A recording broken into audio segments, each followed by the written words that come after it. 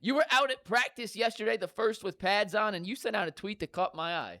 G. Bush tweeted something I don't think many of you ever thought G. Bush would tweet. Low-key Gabriel is cooking. He ain't missed in the last 8 throws in tight coverage. By the way, Fannon's a problem in 26-27. Dope. LOL, hashtag Browns. G, you saw Dillon Gabriel put on another impressive display.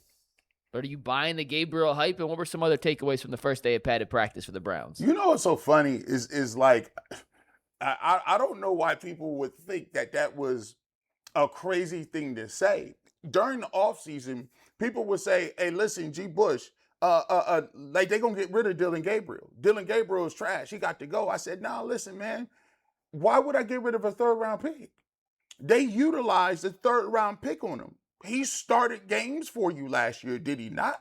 Why would the Cleveland Browns then turn around and just excommunicate him because it turned out that he wasn't a starting caliber quarterback?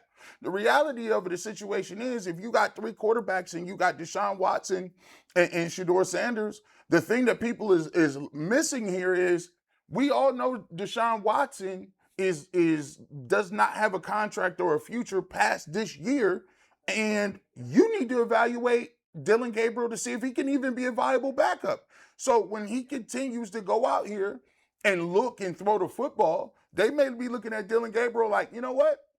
We're going to continue to give you the opportunity because at the end of the day, we're still looking for a starting quarterback. But guess what? You also need somebody to be a backup quarterback. And you already have a third-round pick invested in him. Yeah, I don't know that it's fair to, like, I've made it very clear I don't think Dillon Gabriel can play, but doesn't mean I'm right. And I think it's unfair. If we're going to say we got to see more of Shedeur Sanders, then we got to say we got to see more of Dillon Gabriel. They both played the same amount of games, didn't they? No. Gabriel played one less. One less. So Gabriel played 6. one less. They were both objectively bad last year, with the caveat that it would have been hard for anybody to have success, but they both were bad. So it's silly to say, like, I see Shedeur Sanders. I don't really think either one of them is the long-term answer. I made this clear, but I think at least there's a chance with Shedeur. I don't see it with Dillon Gabriel. But it's not crazy for somebody else to think, well, why wouldn't I want to see Dillon Gabriel more too? Because if it's not enough to know about Shedeur Sanders, and I think that's fair, then in fairness, it's not enough to know about Dillon Gabriel. I said a couple weeks ago, I think a lot of people assume Gabriel's not going to be here. And right. I think that's a false assumption to make. I would not make that assumption. Yeah. And secondly, they drafted him to be the long-term backup. Now, you can argue about the logic in using a top 100 pick on taking a backup quarterback. Well, there's no arguing. If that was their intention, that was their intention. Patently stupid. That was their intention. Then they're idiots. They wanted to draft him to develop him to be a long-term backup quarterback. Yeah. And so that's hasn't ridiculous. changed in a year. Yeah. And so I look at it like this. And here's the thing. Here's the thing about football. Like when I'm watching football and I'm out there, everybody got an opinion, but the thing about football is if you making throws and you was cooking, I'm gonna say you was cooking. What am I supposed to do? Like at the end of the day, I'm a Cleveland Browns fan. Like I gotta be articulate on what you was doing. He was throwing. Now listen, like Tyver said, the day before he had a pretty good practice, and he turned around and threw a pick 6. So, yeah, but those are the things. So for me, it's obvious. To me, I feel like Shedeur Sanders has been the best quarterback in camp. Shedeur Sanders has a way more upside than Dillon Gabriel, and I never wavered on that. But that doesn't mean that Dillon Gabriel can't be a viable backup or be a person on this football team. The thing I saw yesterday that was Deshaun Watson had the first team reps, and I thought Deshaun Watson came out swinging a little bit. And what I mean by that is Deshaun Watson looked like he was feeling it. Like, nah, I gotta step up today. His energy was good. His pep was good. He was in and out of the huddle. The thing that was a little alarming was Coach Monken had to go in the huddle and put people in place too many times with the ones. What do you mean? Getting to the line of scrimmage. Tell them where to line up? Getting to the line of scrimmage. Bring it back. That ain't where we want. This guy was supposed to be in motion. We need that work. And that's the quarterbacks? I mean, could it be that the other players didn't know what they were doing? That's the first team in general. Okay. And that's so you think that's Deshaun Watson's fault? No, I don't think it's necessarily Deshaun Watson's fault. But what we're looking at is the idea and the narrative is that Deshaun Watson is the guy who's going to give him the best chance to win because of what his experience level is. He can get the guys lined up. He needs to have guys in motion. And and he's supposed to be the guy who's doing that. Now, it's not all on him because, like I said, the offensive line, they did not play well at all. We'll talk about that in a little bit as well. But I think the thing that really stood out was the 2-minute. And in the 2-minute drill, Shedeur Sanders was going with the twos. He throws a ball to Denzel Boston. Pass interference. I love the fact that he gives guys an opportunity.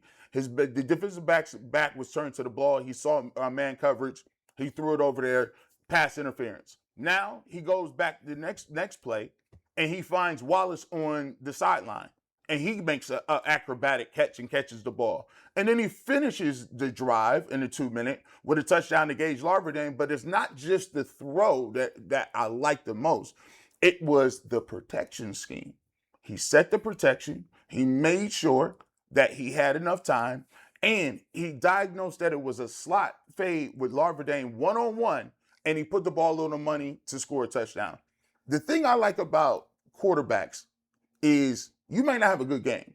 You might not have a great practice. But when the chips is down, I need you to make a play. And in that period, when everybody was kind of even, he kind of separated himself because he was able to make those plays in that 2-minute drill.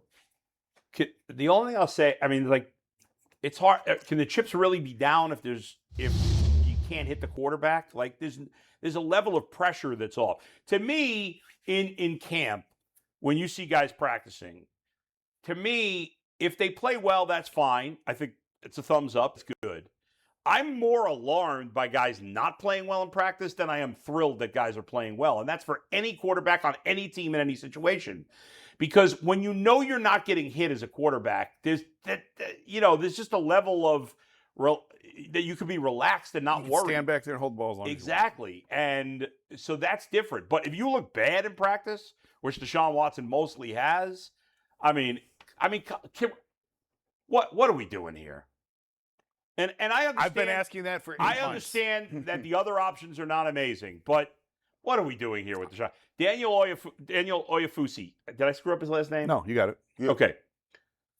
I think Daniel's done a nice job covering the Browns since he's excellent. Come to Cleveland. He's a really good writer, and he's really. I like him. He's good. He's not afraid to be critical, but he's not over the top. I think he's done a really nice job when I've heard him do some interviews when he's been on with us. I actually heard a clip of him talking yesterday. And what he said about Deshaun Watson was, and he wasn't like me where I can be like personal and get a little nasty. He was just like, listen, it seems pretty clear he's not processing. It's evident. It's and like, I mean, so what are we doing? It's evident. What are we doing? I've been asking that for 8 months, Bull. And again, I think Dillon Gabriel's not an NFL player. I don't. But at this point, I would just have the competition be Sanders and Gabriel, not Sanders and Watson, because Watson's not an NFL quarterback anymore.